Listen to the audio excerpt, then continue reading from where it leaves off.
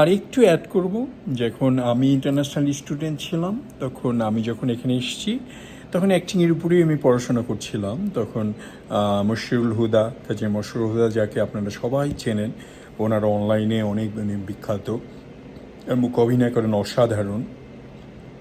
Not necessary only Bengali community, উনি American কমিউনিটির প্রতিও একটা বিশাল অবদান।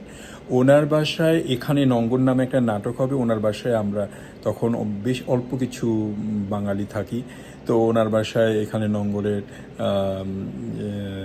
জন্য ওরা কথাবার্তা বলতেছিল, মিটিং হচ্ছিল। তখন আমাকে ডাকছিল যে ওই মেইন চরিত্রে, যেটা এখানে নঙ্গল বোধহয় বাংলাদেশে ওই চরিত্রটা আসাদ করেছিল, তো ওইটা করে ওটার জন্য আমাকে বলা হয়েছিল। আমি কিছু না, আমি এখন I am doing now English drama class, so I'm going to do in Hollywood and stuff, so I'm not going to do Bangla drama. এটা সত্যি।